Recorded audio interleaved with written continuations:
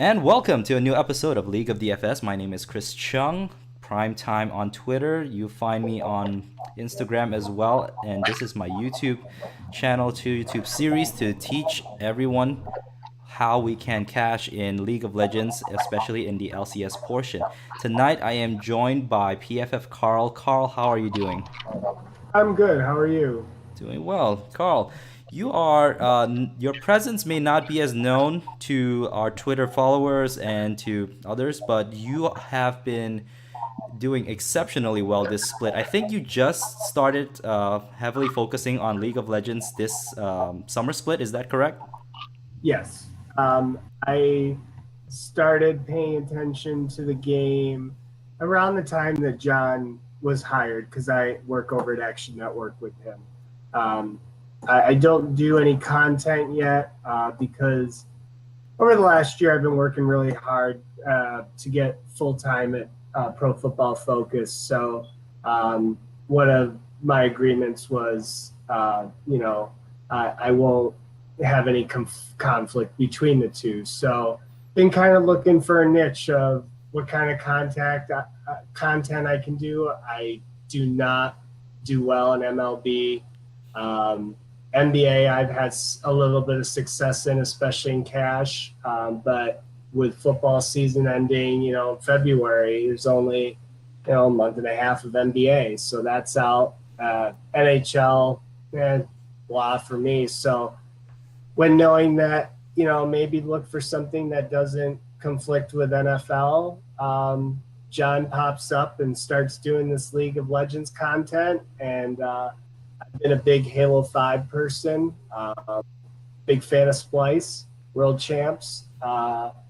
And unfortunately, the betting market never bared any fruit this past winter and spring when Worlds for Halo was going on. So I was developing stuff for that. And unless you got DFS or you have betting markets that are available to the United States, nothing came to fruition with it, even though I kept track of all my records and time stamped and was well over 90% in predicting match outcomes, even down to individual game totals of 3-0, 3-1, whatever the case may be, as well as even predicting what maps each team would win. Mm-hmm.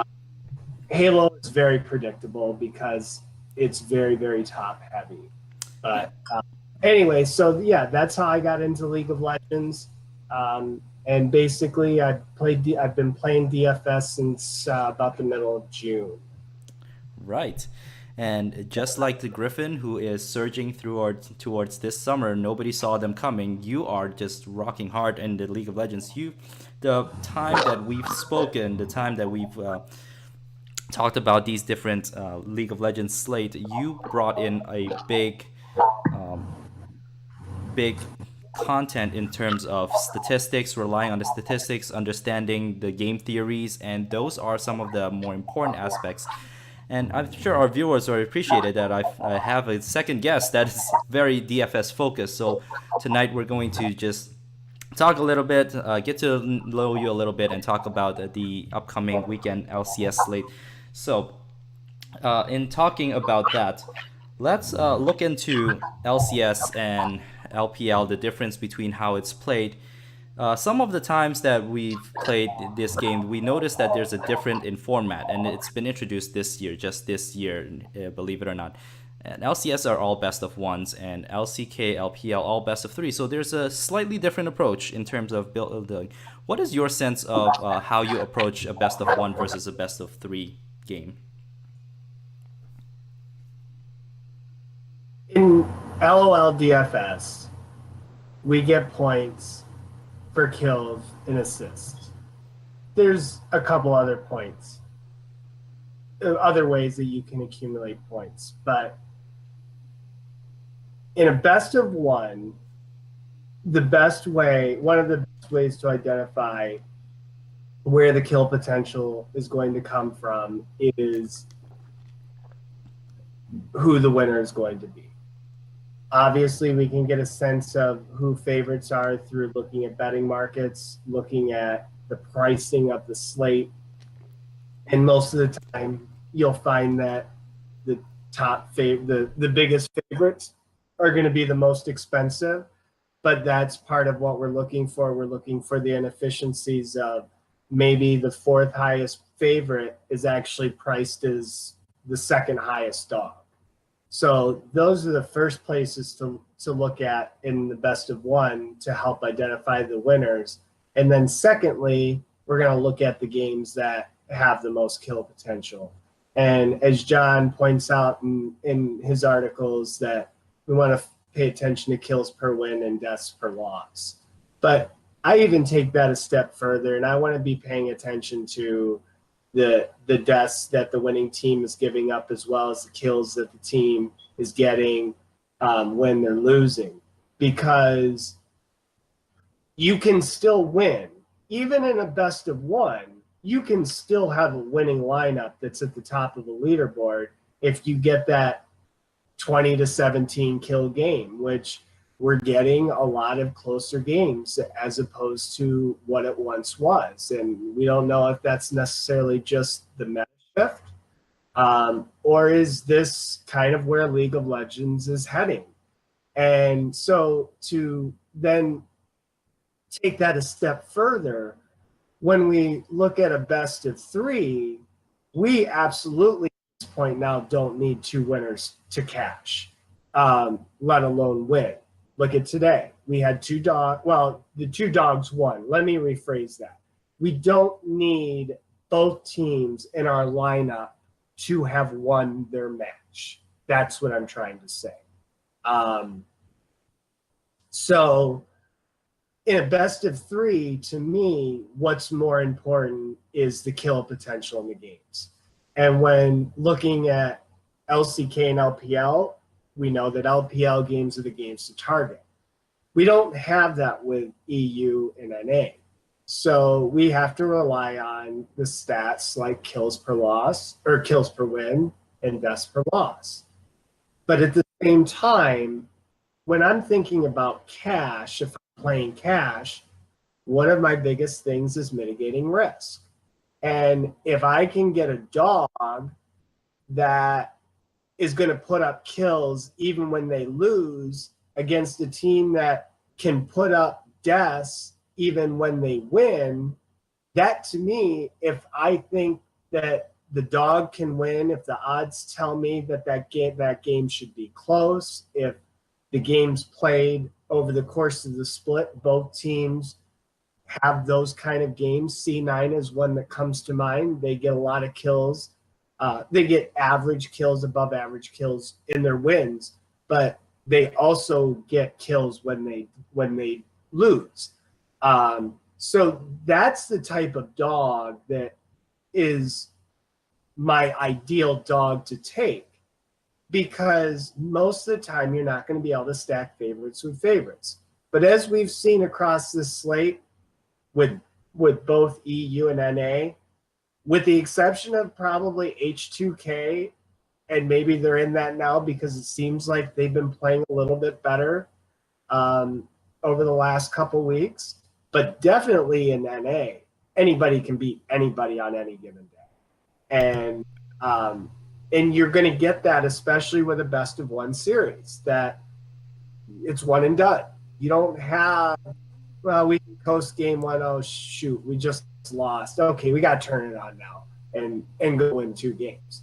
You don't have that in NA and EU.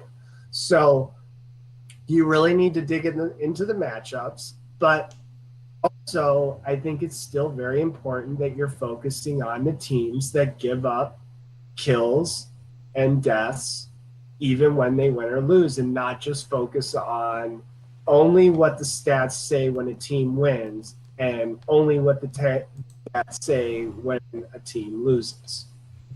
Absolutely. And those are some of the edges we need to look for. And you're right, absolutely right. Mitigating risk is one of the things that we have to look for. And in these best of ones, there is no second chance for these teams. They have to take that one shot, or it's going to show up on their record as a loss. And with there only being, I'm guessing, 10 weeks of games and 2 games per week, there really is, there's a feel such as like the NFL where every game would matter. Every game has to um, has to be played at their very best.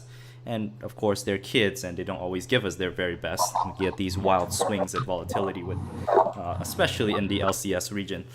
But at the same time, it it can factor in how we predict who is a good play.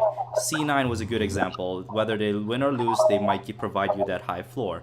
Last weekend, we have FlyQuest, who lost, but they provided us a high enough kills that they were the better dog play over a favorite like Team Liquid, who did win, but was very, very low in kills. So those are the things we're paying attention to. And those are the stats that we try to break down for ourselves. Take these to heart, guys, as we continue to play out this week. We only have 2 more weeks left of LCS before the playoffs, and then we have a crazy best of 5 format starting then. It'll be more fun to watch then. So coming into this split, you've taken it really far in your preparations for League of Legends. And what has been your sense of the LCS, both in the EU region and NA region? What has been your impression about these two different regions? Well, first off, is that it's extremely unpredictable. Here we have Misfits looking like the best team in EU and NA, like clearly above everybody else, and they come back from Rift Rivals and they have no idea what's going on all of a sudden. You don't know. We saw Splice basically get embarrassed at Rift Rivals and then come back, win. Who'd they beat? Team Liquid? Slice beat Team Liquid at Rift Rivals on the last day, yes. And just then start creating havoc in the EU LCS. Like G2 fell apart there for a while. It's just, you don't know what you're going to get, and any team can win on any day. But what I do know is that we know where the likely kills are going to go. For example, in NA, whoever Fox is playing is viable. Mm-hmm. Like it doesn't matter. There's going to be kills that Fox give up to whoever they're playing. It just comes down to, one, do we think that they can win, legitimately have a chance to win? Two, where the price is at, and how does that compare to other spots? But that's the first thing I look at for NA is, and looking for a dog is, okay, who's the dog that's playing Fox? No question. Mm. And that we have this week, we have 100. 100 is absolutely going to be chalk this week. Mm-hmm. No question about it. They're priced as a dog. They're record-wise, they're one of the best teams in NALCS. And people are going to see that they can get them as a dog against a team that gives up the most kills. I haven't dug too deep, but I would say you want to play 100 as cash. Differentiate with the fave. Play a TL or whatever the case may be, a team that's most likely going to win. And I'm not saying pair them with TL. I'm just using that as an example. Mm-hmm. Take the dog and pair them with a team that should be lower owned. And if they end up being the favorite that scores, you're going to have no problem cashing. As far as EU this week,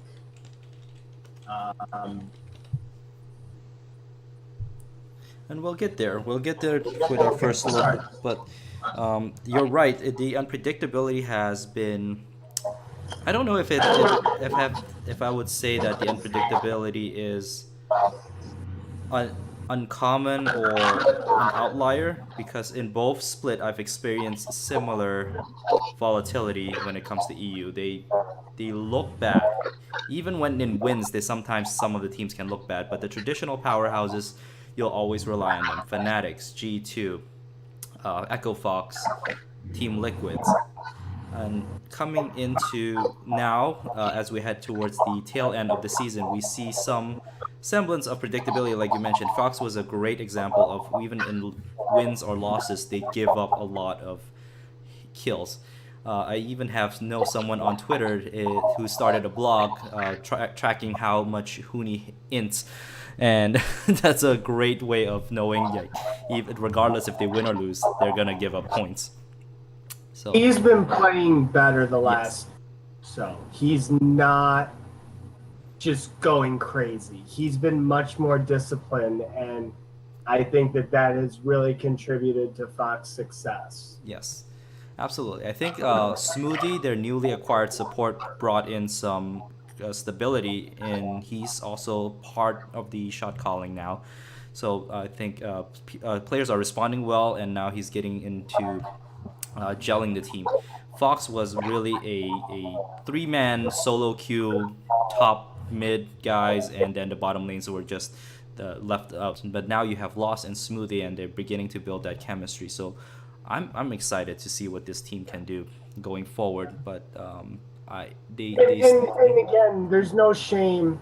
I know we're going to get to it. Maybe you choose the other side, mhm. but just to wrap what we were talking about, I think you've got to have one side of that game. Yes, yes.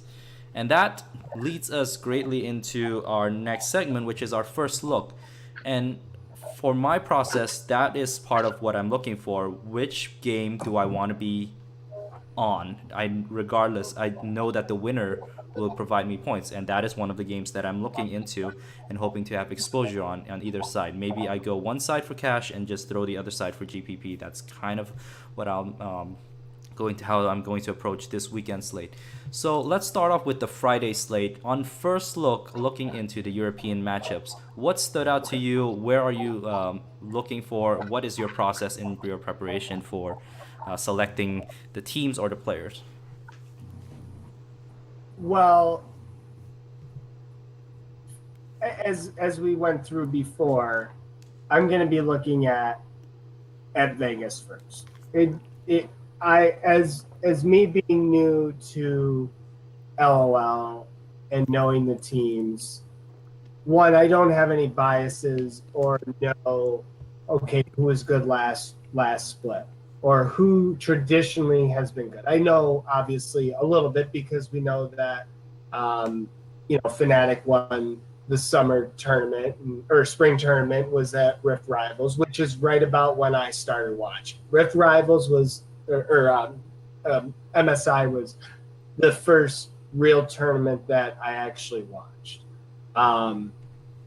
So looking this week, we've got Misfits, Fnatic, and G2 all as big favorites. Doesn't matter where you look, they're big favorites. They're all, I think, minus 300 or better. And DK has priced them accordingly. The problem is, when I look at those three, there's one that stands out to me, and that's Fnatic. They're playing. They have the third highest kills per win on this slate. Giants is not great, but you have Fnatic at 19.8 in deaths per loss. You have Vitality at 19.2. But after that, it falls off a cliff. Everybody else is between 16.3 and 13.9. And obviously, we can disregard Fnatic, at least for cash sake, that we don't expect them to lose. So Giants are at 15.9 in terms of deaths per loss, which is next second highest, or they're only behind UOL after those first two of Fnatic and Vitality. So in Fnatic games, in both totals and wins, they give up their games when they win are around the 23.5 to 24 kill mark, where in their losses they get 25 to 26 total kills. Whereas we look at Giants, when they win, they get 22, and when they lose, there's 25. And those are total games. And those all rank in the top 5 on both sides of the coin. So that, to me, immediately stands out that Fnatic's not even the top price team. They're a heavy favorite. They get a lot of kills. The team they're playing gives up a decent amount of kills when they lose, and both teams tend to play high kill games. Mm-hmm. For me, it's not even a question. Misfit has been just, I don't even know what to say about Misfits right now. Who does? I mean, they just, I tell you right now, I will have a little bit of H2K this weekend. Mm-hmm. Until I see Misfits reverse course, I wouldn't put them in the EDG realm yet. Close, but because the difference is Misfits isn't giving up a ton of bets. There's even in the they have the losses now. They have four losses. Yeah.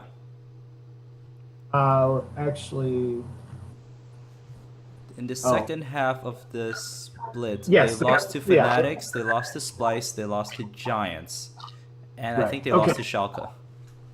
So in their 4 losses, I'm missing a game somewhere. Do you have the scores right there in front of you? I have my spreadsheet of, but hold on. Yeah, I do have. You wanted the Misfit matches? They lost to Fnatic 4-11 or 11-4, right? 11-4. They lost to Splice 3-7. 3-7. They What were lost the other to two? Giants 12-2 or 2-12, and they lost to Schalke 9-18. Okay, so that I didn't have the Schalke one. Yeah, that was the last game that they played. Prior to that, those first 3 games, they were only averaging 10 kills per loss. That obviously jumps up a little bit. It's now at 12. Mm-hmm. That's still clearly below everybody else. Everybody else is averaging 1.9 or more deaths per loss. So I really have no interest in Misfits right now. But even though with H2K, and we can talk about this a little bit later if we get into maybe a GPP portion of the first look, but H2K is the lowest priced team on the slate. So the amount of kills that they actually need to get isn't very high. So even just doing that quick analysis, maybe I don't even take a shot on H2K, even though Misfits is a complete train wreck. Mm-hmm. And then G2, again, kind of the same thing. They're up and down right now. Oh, yes. And the one that has been pretty much a clear, consistent play right now has been Fnatic. Mm-hmm. You called it last week. Was it on maybe Friday? They were lower owned. The Saturday, the day 2, yeah. They lost their day 1. Yeah, they lost their day 1 unexpectedly to Vitality, and then Right. So day 2, not only the ownership was partially being driven because they lost the day before, and we both played Fnatic that day. Correct. Yes. So for me, if I'm going to play a favorite, obviously, I think Splice and Rocket has some kill potential too, but it's a coin flip. Mm-hmm. Splice is the 4th highest favorite, where Rocket is the 2nd highest dog. So that game has a close line, and then the other game that has a close line is the Schalke Vitality. That's probably where I'd go for cash. I'm probably going to play Fnatic and then pair them up with. You probably can't fit Splice. You probably can fit Schalke without punting. So it probably, if I play cash this weekend, it'll be a Fnatic Vitality or Fnatic Rocket Light. Yeah. It just, you can't take the risk on a Unicorns of Love or an H2 game cash. You just can't do it. No. And those would be, I guess we can touch on the GPP portion. Those would be interesting GPP considerations, but I agree with you. In my first build, I have Vitality and Fanatics, and they don't fit perfectly just yet, but I'm still tinkering around. But those are the idea where I'm looking for in my double ups, and hopefully my head to heads as well. And but there are some interesting spots, like you mentioned, the Rocket Spice game could go either way, and I think the winner there could be provide some decent amount of points in for that for this slate. What are your thoughts on GPP?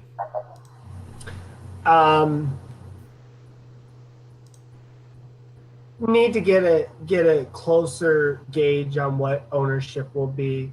I think it's safe to say of the top three favorites that Fnatic will garner the ownership. Yep.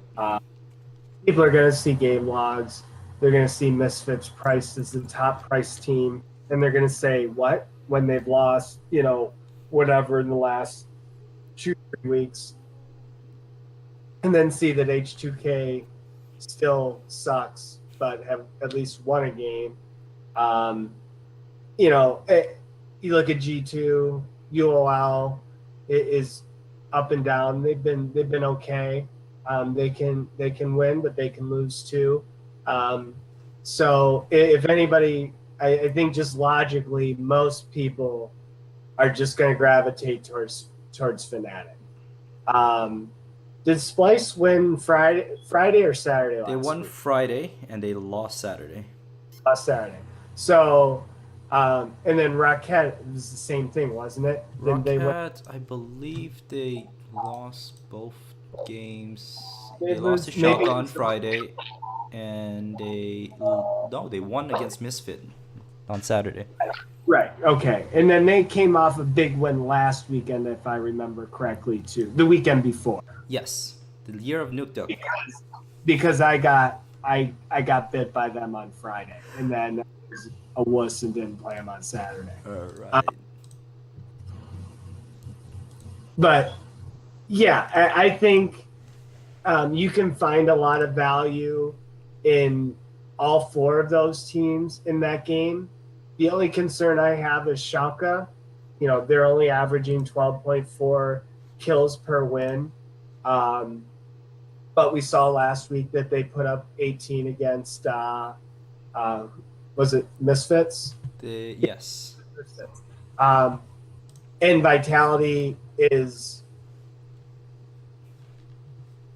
the highest scoring games across the slate. Correct. They're averaging 24.67 kills per game. Again, that's total kills. That's not just Vitality. That's total kills in their game. And they lead total kills and losses to 26.6. And just to put that in perspective, number two is, for the loss side, number two is Fanatics at 25.75, Giants 24.89, and then it falls off a cliff. Goes 22, down to 21, and then everybody else is 20 and below. So clearly Vitality games, Fnatic games, and Giant games have the most kill potential, which again goes back to why I really like Fnatic as a cash play and really as a staple play amongst all your lineups this weekend. I agree. The team just eat the chalk this week and differentiate somewhere else. Correct. Yes. And yeah, I completely agree with you. I think the projected ownership in my head right now is going to be heavily on Fanatics, and then if the easiest way to stack and people looking at games logs, Vitality would be there. So that's safe. I mean, I wouldn't tell you it's completely safe because anything can happen in these LCS slates. But for me, that seems like the most logical way to go. Um, but if you find a upset, if you can identify an upset and you can pick a different team, just it doesn't need to be a major like overhaul for your lineups to win the GPP in League of Legends. Just one or two differentiation, and you are in the run for that. With that said, you still want a sound process. So I appreciate you looking into this with me. And so now that we have a good idea of the Friday slate, let's go to the North American side on the Saturday slates. First look, what are your thoughts on the games? And where did you think your attention is drawn to from first look? I think we already mentioned Fox and 100 Thieves to be on that game. Uh, where else would you be looking towards? Um, Give me a second here. Let me rearrange stuff so I'm not looking this way when I'm talking. At least I'm looking here.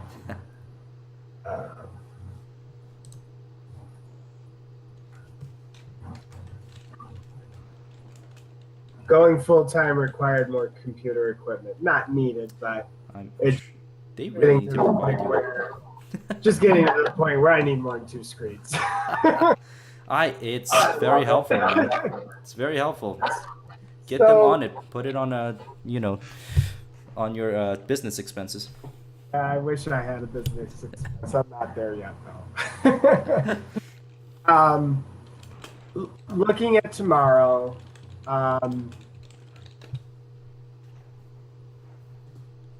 obviously the 100 Fox game. Fox clearing away.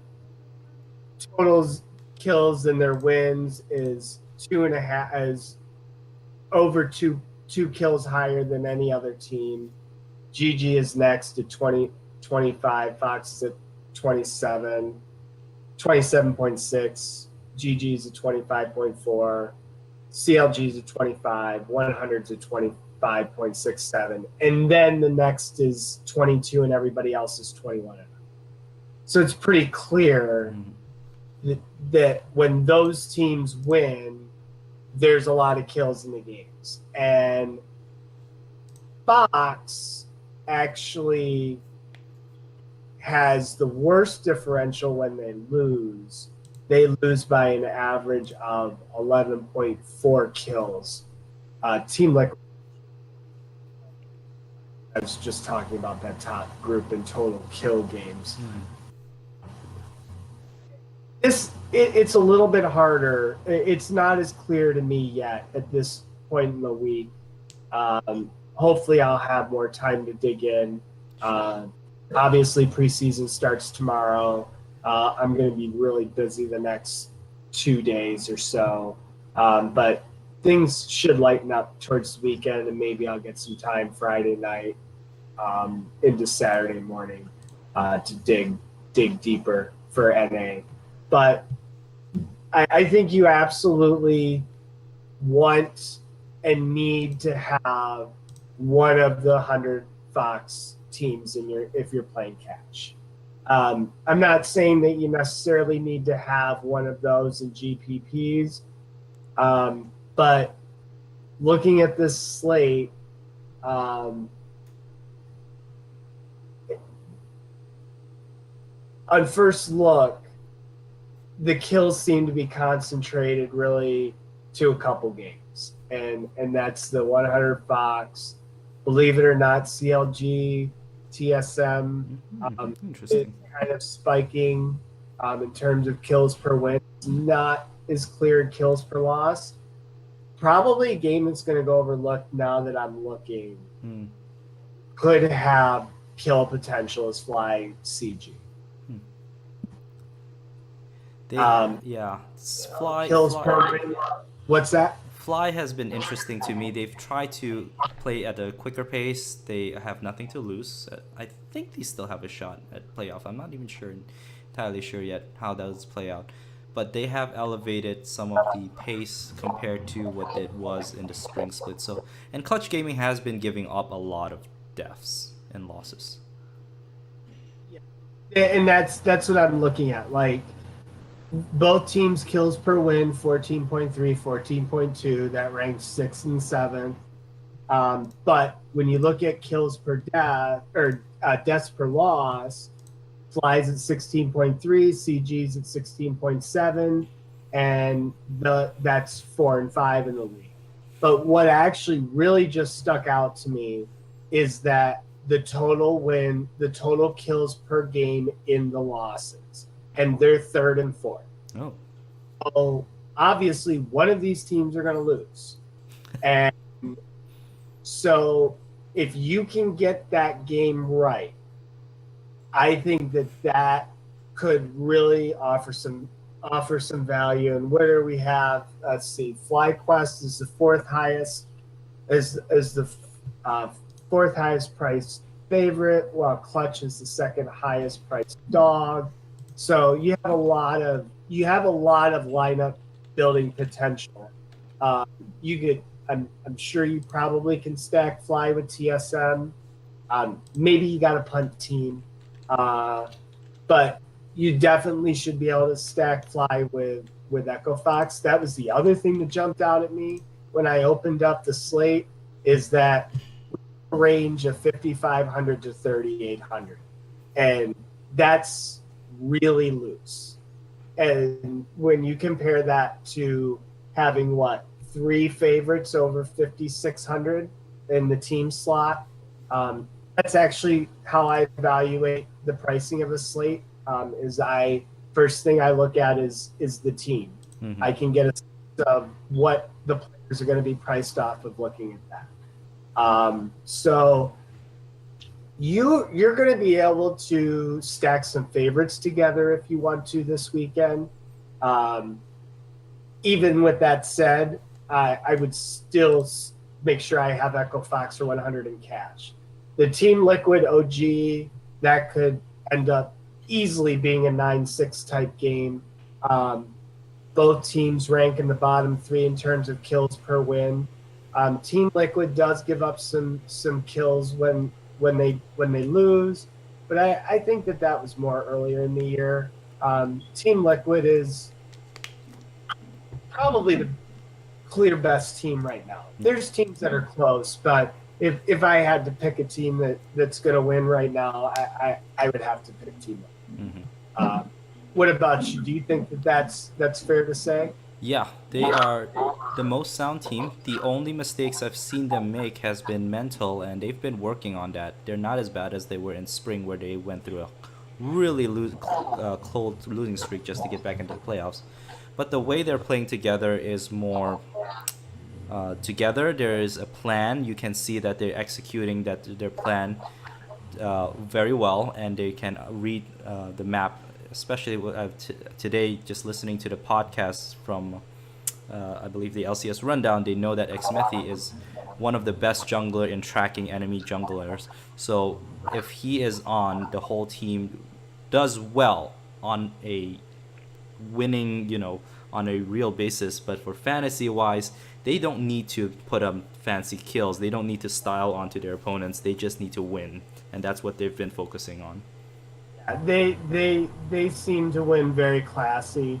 I'm watching Kingzone with SKT. Kingzone was diving the fountain, just trying to get the last kill. And yeah, I get it. It's part of the game. Mm-hmm. But you don't need to do that. Team Liquid doesn't do that. It's all seriousness all the time, and I like that in a game. I see that's, and not to get on a tangent, but I think that's one of the reasons why I'm a big believer in Griffin. They don't celebrate. They win, and it's like, we're supposed to win. You don't see them high fiving. You don't see them jumping out of their chairs when they beat Kingzone. It's just it's like it's an expectation. And what all of these guys are what under 20, I think. Yeah. I Well, think we have just 17-year-olds. eligible to Yeah. play. Hmm. I mean, just it, not to get like I said, not to get on a tangent. Those are the things that I look at, and although Team Liquid is the best team, when I look at just that game and see that in total kills in their game when they win is the third lowest. OG is the worst. In totals of kills when they lose. And although I mentioned that Team Liquid actually has the worst differential, they got stumped a couple times early in the year. Yeah. And for whatever reason, nobody could win a game after Rift Rivals that participated in Rift Rivals. Uh, like everybody lost. RNG lost. AZ lost. Team Liquid lost. Fnatic. I mean, just like it was like, oh, we're just going to take a week off because we went to Rift Rivals and proceed to get beat. Um, and don't quote me, maybe I missed one, but it was very prevalent over in LPL and LCK. I think every team that played at Rift Rivals lost, if not maybe won one. It was crazy to see that happen. But looking at in total kills in games, lose, Team Liquid is only at 21. It's fifth lowest, but there's a big gap between the fifth highest and the sixth highest. And then OG is at the bottom. OG only gives up 11.9 deaths per game per loss. That's the worst. Just if you want to watch good macro play, you want to see how League of Legends is played without tons of kills, I think you'll get that this weekend. But for fantasy purposes, I don't see any reason to play Team Liquid or Optic Gaming. You can make the argument for Optic because they're the lowest price team. Yeah. I know that's been something you've kind of been doing is just throwing that lowest price team in because there's so much upside. And let's face it, Team Liquid does give up deaths when they lose. They're the third highest on the slate. So Optic could absolutely present value. And I might take a shot on them, but Team Liquid, highest priced team, facing the team that presses kills for their opponents and deaths for themselves. You won't see Team Liquid in any of my lineups this weekend. Yeah, we can agree there. But that fly game, that fly CG game, that's really enticing to me, and I may throw 50% of my lineups and just stack both games both ways. Not fly and CG, but have some fly and 100, have some Fox and CG. And because of the way that they're priced, they're actually 4, 5, 6, and 7 in the pricing. You can probably make any combination you want work. I think that there's a ton of fantasy potential in that. There's fantasy potential in CLG TSM as well. But we have seen lower kill games from TSM. So those are probably the three games I'm looking at. I want to dig into GG and C9 a little bit more. The reason I like C9 is, and we did mention a little bit earlier, C9 still averages 11.6 kills per loss. Let me say that again. When they lose, they get on average 11.6 kills. And that is almost 2 kills higher than anybody else. CG next at 9.8, and then to Fox at 8.8, and then they're just kind of tight from 8.8 1 to 6.3 are the rest of the teams. But um, I may look at maybe a C9 Echo Fox for cash, a C9 100, because I know that if C9 loses, they still will give me the chance to cash because they can put up and do put up kills when they lose. Yep. And it's not let me just open up that game log. And it's not just outlier games. Mm-hmm. They in their games, they've had 10, 6, 11, 14, 18, 14, and 8 kills in their 7 losses. So it's not like they had a 20 kill game and the rest of them are 8, 9, and 10. No, they have a decent range of kills when they lose. Mm-hmm. And they're an up-and-coming team right now. Yes. They got their roster stuff figured out. They're playing the same team, the same roster weekend, game to game, and the results are showing. Absolutely. I think finally having some stability there has been really huge. They're not gonna make any. I think they might still have a chance at playoffs for some strange reason, but I would think so. They're 7-7. Oh, okay. So yeah, they surprising team for me at the least in this split. What I've seen from them in the last split, it's just different. It's a whole different team now, and that is definitely a team to watch, a game to watch for this week because of their relative ceiling and floor, that it's high enough that you'll feel comfortable playing them. It's going to be a high-paced game. I expect it to be that as well. Well, Karl, thank you so much for joining me tonight. You have been providing us with a great amount of wisdom in attacking the DFS. We are hoping to continually win in LCS. I know my record this split has been teetering to 50%, so I'm hoping to be better in the next split, but we're getting better. We have people like you who are very much into the game, who are willing to dive into the stats, who are willing to look for the edges, and for our viewers, our audience can definitely benefit from your wisdom. So let us know where people can find you if they want to hit you up for more DFS ideas, for more League of Legends talk. Where can they find your work, and if they want to challenge you to a DraftKings DFS, where they can just hit you up on your DK username. Yeah, you can. My DK username is KKRAZYKK1999.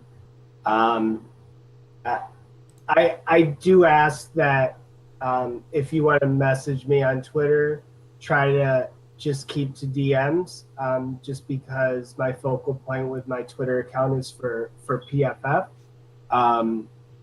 But you can absolutely send me a message. You're probably not going to see me tweet a whole lot in terms of LOL, because being in season, like I said, I'm focusing on the new career and opportunity with PFF. I will be playing when I have the time to. Fortunately, we've done a good job of accumulating a lot of stuff that allows our research to be very fine-tuned, and it's more of us just talking through stuff versus having to go out and dig and dig and dig and dig. So yeah, feel free to hit me up, give me a follow. Maybe I'll figure out a way to get some random thoughts out once a week as it pertains to EU and NA. But I'll be honest, I very much more comfortable with LPL and LCK than I am NA. And maybe that's just because of the unpredictability, the fact that it's a 1 game versus a 3 game. But I've had success with NA EU. The first tournament that I won was an EU. Maybe it was NA. I don't remember. The LCS. I believe it was a C9 CG lineup.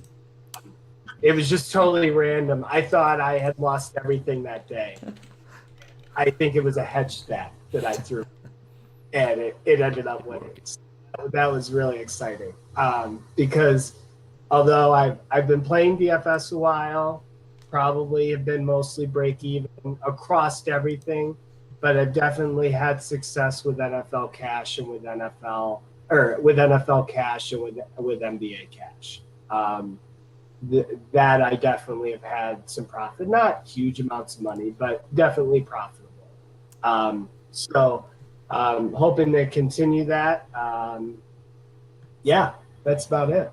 Awesome. Thank you so much again. I hope to see you more.